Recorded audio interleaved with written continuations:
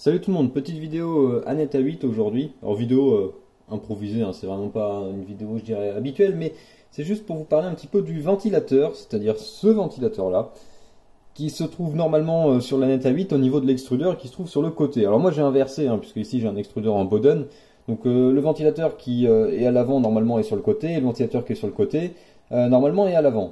Alors moi je vais vous parler du ventilateur, surtout celui qui est à l'avant, hein, c'est-à-dire celui-là. Parce que il est un peu nul, en fait c'est un ventilateur qu'il faut un peu éviter, et notamment si vous avez des montages en Bowden. Parce que ce ventilateur là, tout d'abord on va en parler de lui, il est d'une qualité très pas terrible en fait, hein, évidemment. Bon après c'est un peu normal, je veux dire l'Aneta 8 c'est une imprimante 3D pas chère, c'est normal qu'il y ait des économies qui soient faites à certains endroits, et donc ce ventilateur est certainement un des trucs un peu nuls de cette imprimante, parce que il est généralement bruyant, il a tendance à vibrer beaucoup, et dans mon cas je l'ai quand même gardé plus de 1 an, donc ce qui est déjà pas mal, hein, c'est peut-être un petit miracle de garder 1 an ce truc là, et vous allez voir qu'aujourd'hui il est un peu rincé. D'ailleurs je pense que bon, on va peut-être essayer de le démonter après dans la vidéo, mais pour le moment donc je vais vous parler de ce truc là, parce que dans le cas d'un ventilateur dans le cas d'un extrudeur en Bowden, donc ce truc là il se trouve à l'avant en général. Alors bon après ça dépend du montage que vous faites. Donc ce truc là est normalement en charge de refroidir la partie froide de l'extrudeur, c'est-à-dire que vous avez ce qu'on appelle la hot end, c'est-à-dire la partie qui va faire fondre le filament. En bas c'est le petit bloc en alu qu'on a généralement, et qui donc fait fondre le filament, et au-dessus on a une partie qui doit rester à l'inverse froide, et c'est pour ça que c'est un petit peu compliqué, parce que le filament doit rester frais jusqu'au dernier moment avant d'arriver dans la partie bloc de chauffe, en fait là où il va être fondu. Et donc ce ventilateur il est en charge de faire passer de l'air à travers le radiateur. Donc ici par exemple j'ai un E3DV6, donc c'est très marqué, hein, sur les E3DV6 on voit bien les ailettes, et donc l'idée c'est de faire passer de l'air à travers ces ailettes pour refroidir le filament jusqu'à ce qu'il arrive vraiment tout en bas. Et c'était normalement la tâche de ce ventilateur. Le problème c'est qu'il m'a posé quelques problèmes, et j'ai vu que d'autres personnes avaient un peu les mêmes problèmes, et c'est souvent lié à ce ventilateur. Parce qu'en fait ce truc là, comme il a tendance à vibrer, à mal tourner, il finit même carrément par se gripper à moitié. Vous voyez qu'il tourne, il fait un peu ce qu'il veut en fait, c'est pas normal qu'il soit comme ça. Et comme ce truc là donc souffle vraiment que dalle déjà comme air, hein, il souffle pas beaucoup. Et en plus de ça, le mien était hyper capricieux, c'est-à-dire par exemple des fois on allumait l'imprimante et ce truc là s'allumait carrément pas. Parce qu'il était à moitié bloqué, grippé. Des fois il avait tendance à varier à moitié de vitesse, enfin voilà, c'était un peu une catastrophe ce truc là, enfin, c'est clairement une grosse catastrophe. Et donc l'idée c'est qu'il fait pas son travail, et comme il fait pas son travail, le filament qui arrive dans l'extrudeur, et bah forcément il se ramollit, parce que la partie qui normalement doit être froide a tendance à devenir chaude, donc le filament ramollit, et comme ça pousse derrière avec le Bowden, ça finit par boucher carrément l'extrudeur. Et donc on se retrouve avec des impressions, et j'ai eu plusieurs impressions qui ont tout simplement eu des ratés, c'est-à-dire que l'extrudeur finit carrément par se boucher. Et en plus de ça, ça fait également ce qu'on appelle je sais pas si c'est pour ça nom d'ailleurs, mais ça fait des lignes qui sont ratées. Alors je sais pas, il faudrait que je vous trouve un exemple. Alors voilà un bon exemple, hein. C'est tout simplement que le filament, vous voyez, ne sort plus. Donc on se retrouve avec des couches qui sont tout simplement manquantes. Donc ça c'est pas bon du tout. Et alors ce qui est assez marrant avec ce ventilateur là, c'est qu'il s'est dégradé déjà au fur et à mesure. C'est-à-dire qu'au début j'avais parfois quelques lignes comme ça. Et puis au bout de quelques jours plus tard, hein, à force d'utiliser l'imprimante, ce ventilateur là était complètement en train de rendre l'âme. Du coup après je me suis mis à voir, alors là c'est plus quelques lignes, hein, là il manque carrément une bonne épaisseur. Et puis carrément au bout d'un moment, au bout de quelques semaines plus tard, c'est carrément le ventilo qui a à moitié lâché. Et donc on se retrouve avec des impressions ratées, carrément qui arrivaient même pas au bout en fait, hein. C'est-à-dire le truc se bouche, enfin l'extrudeur se bouche, et forcément il n'y a plus de filament qui sort. Alors si je fais cette vidéo, c'est aussi parce que j'ai vu que d'autres personnes avaient des problèmes similaires, sur l'Aneta 8 notamment, et notamment sur les montages en Bowden qui en souffrent pas mal. Et c'est souvent dû à ce ventilateur. En plus de ça, il y a un deuxième phénomène, c'est que là on commence à arriver vers le mois de juin, juillet, août, c'est-à-dire les mois les plus chauds de l'année. Donc forcément en hiver, quand il fait assez frais, quand je dis assez frais, c'est parce que voilà, forcément, même si les imprimantes sont à l'intérieur des maisons, on n'imprime pas dehors généralement, même si voilà, ça reste à l'intérieur, bon, la température est quand même un peu plus fraîche, donc en hiver on s'en aperçoit un peu moins. Mais en été, comme la température ambiante commence à monter un peu plus, forcément ça a un peu plus de mal encore à refroidir, et donc on se retrouve avec plus de problèmes au niveau de l'extrudeur. Et donc comme j'ai vu qu'il y avait d'autres personnes qui avaient des problèmes similaires, je me suis dit que ça serait peut-être intéressant d'en parler. Donc remplacer ce ventilateur tant que possible. Ici par exemple j'ai mis un ventilateur, alors c'est assez marrant parce que ça c'est un ventilateur qui vient de chez Orange, du décodeur télé de chez Orange. Il y a il y a peut-être maintenant pas loin de 2 ans de ça, j'avais fait une vidéo où on avait démonté un décodeur télé Orange. Et je me souvenais que dans ce décodeur télé, il y avait justement ce ventilateur. Je me souvenais qu'il y avait un ventilo avec une taille assez proche de celui-là. Donc j'ai été regarder, et effectivement c'est exactement la même taille. Donc j'ai remplacé le ventilateur d'origine par ce truc-là qui vient d'un décodeur donc télé Orange. Et ça marche déjà beaucoup mieux. Ça refroidit vraiment beaucoup mieux, qu'il n'y a plus aucun problème maintenant d'impression. Vous voyez que voilà, j'ai imprimé ça sur une pièce pour une future vidéo d'ailleurs. Et donc vous voyez que maintenant il n'y a plus de problème de lignes qui sont manquantes ou quoi que ce soit, donc ça imprime déjà beaucoup mieux et ça garde tout ça beaucoup plus au frais. Donc c'est beaucoup mieux et en plus de ça c'est beaucoup plus silencieux et ça vibre beaucoup moins. C'est aussi pour ça que certains s'amusent à remplacer ces trucs là par des ventilateurs beaucoup plus gros. Il y a des gens qui mettent par exemple des ventilateurs de chez Noctua à la place de ça. Bon après du Noctua c'est peut-être un peu extrême parce que bon c'est des ventilos qui sont d'un niveau de qualité qui est peut-être bien supérieur au reste de l'imprimante, mais enfin bon, on peut remplacer ces ventilateurs-là, et ce que certains font, et ce qu'ils est même, je dirais, conseillé de faire, c'est de remplacer ces trucs-là par des ventilateurs plus gros.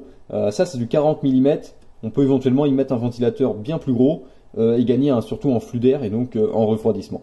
Donc voilà, ce qu'il faut, c'est remplacer ce ventilateur-là par soit un équivalent, mais qui fonctionne bien, soit un ventilateur plus gros, et faire attention à la température, surtout par exemple moi j'ai un caisson, donc le caisson déjà il a tendance à garder la chaleur, donc en plus de ça si on se retrouve avec un ventilo qui tourne qu'à moitié ou pas du tout comme il faut ou quoi, enfin si ça fait de la merde, très vite ça peut surchauffer, enfin surchauffer, c'est pas vraiment que ça surchauffe mais ça chauffe suffisamment pour que le filament commence à se ramollir et au final tout finit par se boucher. Donc voilà, donc remplacer ce truc là, hein, c'est pas compliqué, on coupe le fil, on fait 2 soudures et puis c'est bon.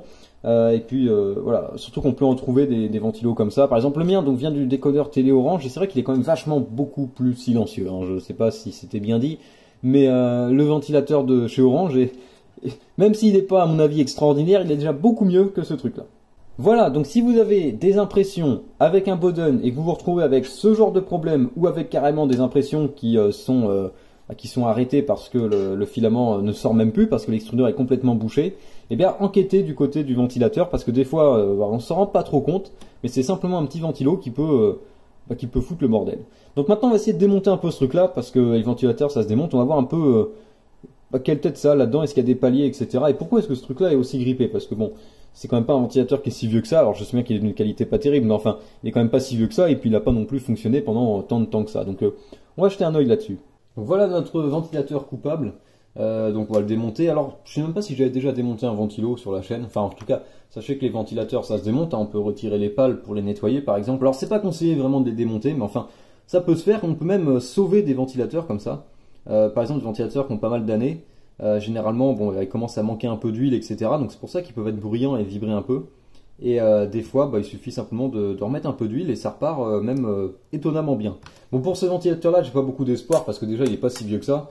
Et puis que de toute façon c'est toujours un ventilateur chinois bas de gamme, donc bon on va pas à mon avis le sauver. Donc ce qu'on a généralement c'est qu'on a l'autocollant à l'arrière qui s'en va et on découvre l'endroit où est maintenu l'axe. Donc généralement c'est une sorte de rondelle en plastique en fait, hein, il y a une rainure dans l'axe et la rondelle vient se clipser dessus. Donc il faut que j'arrive à l'enlever maintenant. Voilà, c'est juste ce petit truc là qui maintient le... Je sais pas si ça va se voir à la caméra. Mais généralement, c'est juste une petite rondelle qui maintient le ventilateur. Et normalement, ça sort presque tout seul. Si on appuie de l'autre côté, les pales devraient sortir. Voilà, donc c'est comme ça qu'on démonte un ventilo. Hein. C'est fait pour être démonté. Enfin, ça se démonte en tout cas. Donc là, on a les ailettes, les ailettes avec l'aimant permanent et l'axe. Et de l'autre côté, on a nos bobines. Et alors, ce qui pose problème généralement, c'est les roulements qui se trouvent au centre. Enfin, les roulements, c'est des paliers, c'est pas des roulements à billes. Certains vieux ventilateurs avaient des roulements à billes, mais je crois que ça se fait plus depuis des années maintenant. Donc généralement, c'est des sortes de paliers qui sont faits pour normalement pas trop frotter, pour réduire en tout cas les frottements. Et des fois, c'est vrai que ça manque un peu d'huile et que ça peut être la cause du problème. Hein, c'est parfois tout con. Donc ici, voilà, je sais pas, ça a pas l'air d'être si mauvais que ça. Faut regarder. Je suis obligé de regarder à l'œil nu, mais il faut regarder si c'est pas endommagé ou rayé ou quoi que ce soit. Ensuite, ce qui peut être intéressant de faire quand vous avez un ventilateur comme ça usé, alors ici je vous montre avec ce ventilateur là, mais enfin c'est valable pour n'importe quoi, c'est de voir est-ce qu'il y a du jeu dans l'axe, donc il faut appuyer de chaque côté. Et si ça bouge beaucoup, c'est que votre palier a pris du jeu et que c'est sans doute mort. Mais bon, ici ça bouge quand même plus que j'aimerais en tout cas. Bon, ça tourne toujours aussi mal. On va voir si on met une goutte d'huile, on va voir si ça améliore les choses. Alors faites attention si vous remettez de l'huile dans un ventilateur à vraiment en mettre qu'une seule goutte. Parce que sinon si on met trop d'huile ça se retrouve à moitié dans les pales et puis des fois c'est le ventilo qui crache de l'huile. Ah, c'est pas terrible, dans un PC en tout cas c'est pas terrible. Ouh. Non, j'ai cru que ça tournait mieux mais... Ouais, ça tourne un peu mieux. Oui, déjà quand on lui donne de l'élan il continue un peu continue à tourner. Ouais, c'est vraiment pas terrible ce truc là. Hein. Enfin, en tout cas voilà, je pense que je vais pas m'emmerder à sauver ça parce que bon, c'est juste un petit ventilateur de 40 bas de gamme. Mais en tout cas voilà, on peut sauver des ventilateurs plus intéressants comme ça. Donc ouais, bon c'est pas si mauvais que ça, mais je pense que c'est juste les paliers qui sont morts, ça arrive couramment. Ce qui est bizarre quand même, c'est que c'est un ventilateur qui a pas servi tant que ça, je veux dire, mon imprimante elle a pas non plus tourné pendant des centaines d'heures, et pourtant ce truc là est déjà mort. Puis ça fait un moment, hein, ça fait des mois que ce truc là donnait des signes de fatigue. Donc bon, c'est normal un peu, ça c'est le genre de problème auquel il faut s'attendre avec la Neta 8 par exemple, ou d'autres imprimantes un peu, comment dire, un peu chinoises, entrée de gamme comme ça. C'est que c'est une qualité de fabrication et des pièces qui sont pas extraordinaires, très clairement. Bon, enfin, il faut bien trouver un moyen de réduire les prix, enfin de réduire les coûts. Et c'est pour ça que vous aurez sans doute des problèmes. Ça peut être un ventilo qui lâche, ça peut être un extrudeur qui pose problème, un corps de chauffe, des trucs comme ça. Donc il faut être un peu bricoleur. Généralement, en plus, c'est des pièces qui coûtent pas grand-chose et qu'on peut améliorer très facilement. Donc c'est pour ça que c'est quand même intéressant d'avoir une Neta 8 par exemple, parce que ça fait une bonne base pour découvrir l'impression 3D et puis pour améliorer son imprimante. Mais voilà, ce genre de kit, il faut s'attendre à des il faut s'attendre à des problèmes et ce sera pas le genre d'imprimante sans souci. Enfin, ça peut hein, si vous avez de la chance, mais enfin, généralement, il y aura toujours des petits trucs à faire dessus. Voilà, je pense que j'ai plus rien à rajouter. Voilà, ventilo est remplacé, hein, j'ai mis l'autre à la place déjà depuis un petit moment et ça marche parfaitement. Donc voilà, si vous avez des questions, n'hésitez pas à les poser dans les commentaires, n'hésitez pas à faire un tour par Utip pour soutenir la chaîne, le lien se trouve dans la description, vous pouvez soutenir gratuitement la chaîne simplement en regardant une pub. Et moi je vous dis salut à tous et à la prochaine.